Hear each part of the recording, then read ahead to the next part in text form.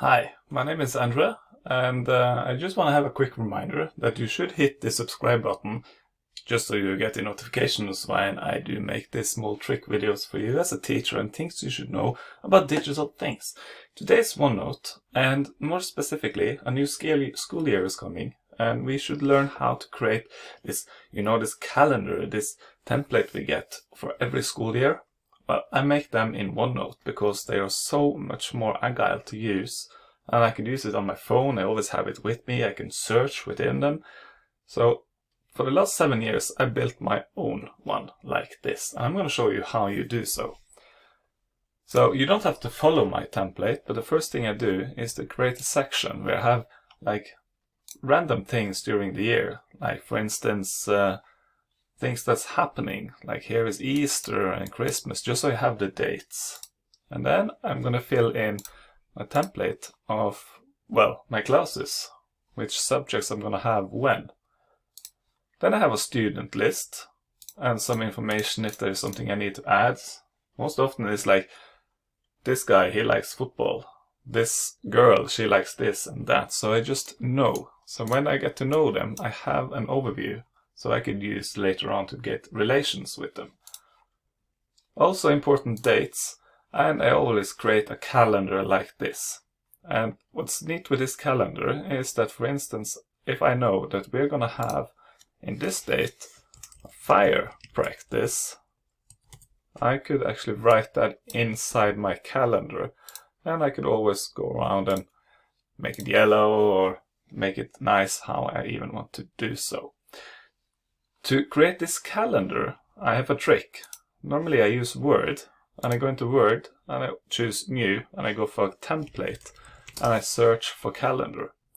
And in Calendar, I find a calendar that I want or one I like. For instance, if there's a yearly calendar here, let's see. There, for instance. And then I create this template. And from here you could actually just mark it. So you could mark the calendar part. Then you could head back to your OneNote. Just going to add a new page here to show how. And copy paste the calendar in. And voila, you have a calendar. And from here, normally I take out for 2022. And then I take away the things that's not for 2023. And I make a new selection one for 2023, like this one. And then I start adding in the dates and things I know is going to happen. That is like the main frame in the beginning. It's like the first, second, third page of the teacher calendar you have. Secondly, I create 1 month. And with 1 month, I create the layout I want. So, for instance, a monthly calendar with Monday to Sunday and the week number down.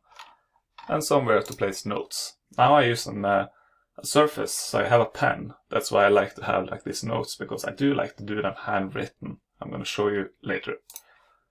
Things I need to remember, things that have a high priority, medium priority and low priority, and also meeting notes. So I have the date, the subjects, person with there, and actually my notes. And then in the end I could sum up what this meeting was about. So from there, I create 1 week. So this would be week 31. And then when I've done that, when I've done the template I need, all I need to do is to press Ctrl-C on the page. And as you can see, if I press Ctrl-V, I just add a new, then I just add a new page down here. So then I'm starting to create my template. And then I right-click it, and you could, let's see, move or copy. I could go in and say the new month I want to copy in. And August 2 exists. And I just say, could say February. And then you see the template would be the same. That's actually easier to do. From there, I'm just going to show you some of the features I do get when I do so. You remember in somewhere I wrote fire practice. So what I find neat is that if I now go into search here, choose this notebook, and I search for fire practice, I think that was fire practice.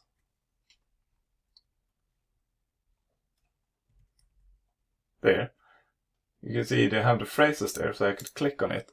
And it would send me automatically back where I wrote so. So when I do so in my notes, and it doesn't really work with the handwritten notes, but for the most important things, I always write them so I could search for them later.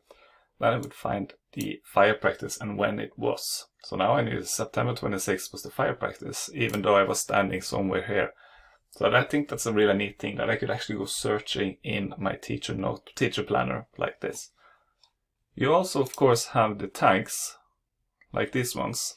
So if there's something really important for me to remember, check homework. That would be a bad day to check my homework, let's say Friday, and I do important. We could always discuss how important that is, but anyway, if I'm now standing in June here, for instance, I could go into this one and I could find tags. I could look for important tags, click on them, and I will come back to where my tags are. So to have this systematically, it's important that you, when you're done with them, that you actually delete the tag so it goes away later on, or else in the end you're just going to have heaps of tags down there. So this is how I use my notebook. And in OneNote, actually, I just create my calendar to be my teacher planner, actually.